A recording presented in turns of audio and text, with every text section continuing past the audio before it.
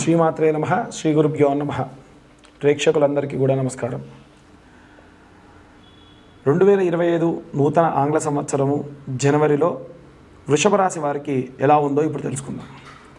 వృషభ రాశి వారికి సంబంధించి మిశ్రమ ఫలితాలు గోచరిస్తున్నప్పటికీ ఎక్కువ శాతం ఆనందకరమైనటువంటి వాతావరణమే కనిపిస్తూ ఉంది. ముఖ్యంగా ఈ యొక్క వృషభ రాశి వారికి సంబంధించి విందు వినోదాల్లో పాల్గొనడము, వస్త్రప్రాప్తి కలగడము, ముఖ్యంగా ఆడవాళ్ళు స్త్రీలకు సంబంధించి పండుగ కాలం కదూ, సంక్రాంతి సమయం కాబట్టి కాస్త వస్త్రం అంటే బట్టలు కొనుక్కోవడము, పిల్లలు కూడా ఆనందకరమైనటువంటి వాతావరణము, సెలవులు రావడం వల్ల ఆనందకరమైనటువంటి వాతావరణాన్ని గడపడము అధికంగా ఉంది.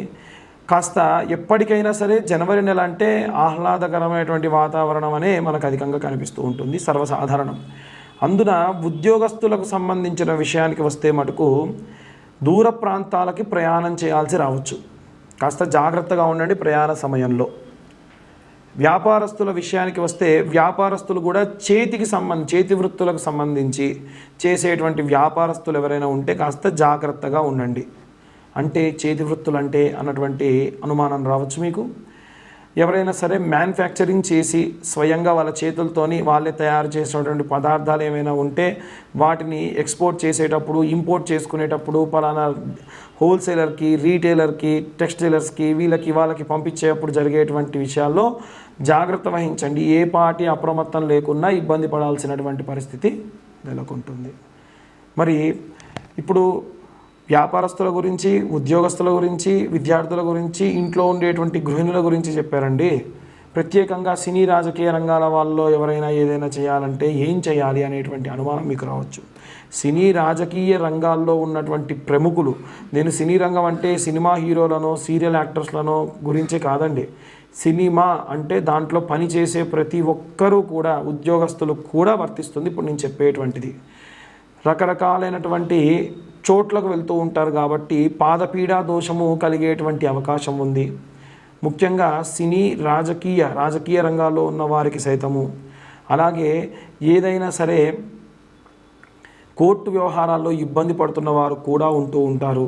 వారు కూడా ఏంటంటే ఇప్పుడు నేను చెప్పేటువంటి ఇబ్బందులు పడేటువంటి అవకాశం ఉంటుంది. ఎలాంటి ఇబ్బందులు అంటే నిద్ర లేమితనము, ఆకలి వేయడము, అకారణమైనటువంటి ఆకలి, మధ్యరాత్రులు ఆకలి వేయడము, ఉన్నట్టుండి నిద్రలో ఉలిక్కి పడడము, కాళ్ళు చేతులు బాగా గుంజడము, ఎక్కడైనా సరే కొంచెం పని చేసినా శ్రమ అనిపించడము, గుండె దడలాగా కావడము, ఇవన్నీ కూడా ఇప్పుడు నేను చెప్పిన వర్గాల వారికి కలుగుతుంది. ఎందుకు అంటే మీరు తిరిగేటువంటి ప్రదేశాలు, ఎక్కడికి పడితే అక్కడికి వెళ్తూ ఉంటారు. అక్కడ శౌచం ఉందా, అశౌచం ఉందా, తొక్కకూడని ఏమైనా తొక్కుతున్నారా, గాలి ధూళి చాలా ఉంటాయి. అలాంటివి ఏవి కూడా ఇబ్బందులు కలగకుండా ఉండాలి అంటే సినీ రాజకీయ రంగాల వారికి కాదు, ఇప్పుడు నేను చెప్పేటువంటివన్నీ కూడా బుధాదిత్య యోగం వల్ల వచ్చేటువంటి ఇబ్బందుల వల్ల కలిగేటువంటి లాభాలు ఎలా జరగాలి, ఇబ్బందులు ఎలా తొలగిపోవాలో ఇప్పుడు మనం తెలుసుకుందాం. ఇప్పుడు నేను చెప్పే వీడియో 12 రాశులకి 12 రాశులకి కూడా ఎండింగ్లో వేసుకోండి. 2025 నూతన ఆంగ్ల సంవత్సరం జనవరి మాసం నందు బుధాదిత్య యోగం రానుంది. ఈ బుధాదిత్య యోగము అంటే బుధుడు సూర్యుడు కలిసి ఉండడం వల్ల మన 12 రాశులకి, ఈ ఒక్క రాశి వారికి కాకుండా 12 రాశుల వారికి కూడా చాలా చాలా అనుకూలంగా ఉండబోతుందని మనం చెప్పవచ్చు. అయితే సాధారణంగా తెలిసినంత వరకు ప్రతి ఒక్క జ్యోతిష్యులు చెప్పేది ఏమిటంటే ఒక 4 రాశుల వారికి బాగుంది, సింహరాశికి, అలాగే కన్యారాశికి, తులారాశి వారికి, వృశ్చిక రాశి వారికి బాగుంది, ఇతరత్ర ఇంకెవరికి కూడా అంత యోగదాయకం కాదు అంటూ ఉన్నారు. కానీ అలా కాదు. యోగం ఉన్న సమయంలో మనం దానికి తగ్గటువంటి పూజాధిక్రతువులు, చిన్న చిన్న మార్పులు, చిన్న చిన్న రెమెడీస్ చేసుకోవడం వల్ల అత్యుత్తమమైనటువంటి ఫలితాలు మీరు పొందవచ్చు. అయితే ఏమేం చేయాలి, ఎలాంటి ప్రతిఫలాలు పొందొచ్చు అంటే విద్యార్థులు కానీ, గృహిణులు కానీ, వ్యాపారస్తులు కానీ, ఉద్యోగస్తులు కానీ, ఏదైనా సరే కార్మిక రంగంలో ఉన్నటువంటి వారు కానీ, లేదా ఎవరైనా సరే సినీ రాజకీయ రంగాల్లో ఉన్నవారు కానీ, విదేశాలకు ప్రయాణం అవ్వాలనుకుంటున్న వాళ్ళు, విదేశాల్లో ఉద్యోగం చేయాలనుకుంటున్న వాళ్ళు, విదేశాల్లో చదువుకోవాలనుకునేటువంటి వాళ్ళు, కోర్టు కేసులతో ఇబ్బంది పడుతున్న వాళ్ళు, ఎవరైనా సరే ఈ బుధాదిత్య యోగాన్ని సఫలీకృతం చేసుకోవచ్చు. ఎలా చేసుకోవాలండి అంటే చాలా చాలా చాలా ఉత్తమమైనటువంటి మార్గం ఏమిటి అంటే ఆరాధన పూర్వకంగా చేసేటువంటి మార్గము. దీంట్లో విద్యార్థులందరూ కూడా చేయవలసింది ఏమిటి అంటే దత్తాత్రేయ స్వామి వారి యొక్క మంత్రాన్ని పఠనం చేయండి. అంటే దత్తాత్రేయ స్వామి వారి మంత్రం ఏమిటంటే దిగంబరాయ విద్మహే పాంచజన్యాయ ధీమహి తన్నో దత్త ప్రచోదయాత్. ఏ మంత్రం అండి అంటే దిగంబరాయ విద్మహే పాంచజన్యాయ ధీమహి తన్నో దత్త ప్రచోదయాత్ అనేటువంటి మంత్రాన్ని విద్యార్థులందరూ కూడా పఠనం చేయండి. ఇక ఆడవారికి ప్రత్యేకంగా చెప్పేటువంటి ఒక మంత్రం ఏమిటి అంటే ఒకే ఒక్క మంత్రం, అయితే బీజాక్షరాలు చదవకూడదు. చాలా వరకు ఏంటంటే అందరూ బీజాక్షరాలు చదువుతారు, బీజాక్షరాలు అందరూ చదవకూడదు అంటారు. ఒకే ఒక్క బీజాక్షరాన్ని పఠనం చేయడం దోషం కాదు, మల్టిపుల్గా చదువుతారు కొంతమంది. ఉదాహరణకు క్లాం ఓం క్రాం క్రీం క్రౌం సహ క్లీం హ్రీం శ్రీం ఇలా 3-4 అక్షరాలు బీజాక్షరాలు కలిపి చదవడం అనేటువంటి కొంతమందే చేయాలి. కొన్ని నియమనిష్టలు ఉన్నాయి. ఆడవాళ్ళు బహిష్టైనటువంటి సమయంలో కాకుండా ఇతరత్ర ఎప్పుడైనా సరే ఈ మంత్రం కేవలం ఒకే ఒక్క అక్షరం ఓం క్లీం కార్యే నమః, ఓం క్లీం కార్యే నమః అన్న మంత్రాన్ని వీలైనన్ని సార్లు పఠనం చేయండి. మీరు వంట చేస్తూ చేసుకోవచ్చు. మీరు సాధారణంగా ప్రశాంతంగా సాయంత్రం పూట అలా కొంచెం ఛాయ్ తాగి డాబాపైకి వెళ్ళి కూర్చున్నారు, ప్రశాంతంగా వాతావరణం ఉందంటే ఒక చాప వేసుకొని కూర్చొని ఓం క్లీం కార్యే నమః అన్న మంత్రాన్ని చదవండి. ఆడవాళ్ళందరూ చదవచ్చు, కేవలం బహిష్టైన సమయంలో మాత్రమే చదవకూడదు. ఉద్యోగస్తులు, వ్యాపారస్తులు, ఏ రంగంలో ఉన్న ఆడవారైనా సరే ఈ మంత్రాన్ని చదవండి. చాలా చాలా చాలా ఉత్తమమైనటువంటి ప్రతిఫలం దక్కుతుంది. అలా ఎలా చదువుతారండి ఆడవాళ్ళు బీజాక్షరాన్ని అంటే పేర్లు పెట్టుకోవచ్చే మనం పేర్లు పెట్టుకోవడానికి లేని దోషము మంత్రం చదవడానికి ఎక్కడదండి. కాబట్టి ఎటువంటి తప్పు లేదు. అసలు మీరు పూజ చేసేదేమో శ్రీమూర్తి దేవతలనా, కానీ మంత్రం మాత్రం ఆడవాళ్ళు చదవకూడదా? ఎక్కడ న్యాయం? ఎక్కడా లేదు. ఆడవాళ్ళు బ్రహ్మాండంగా చదవచ్చు.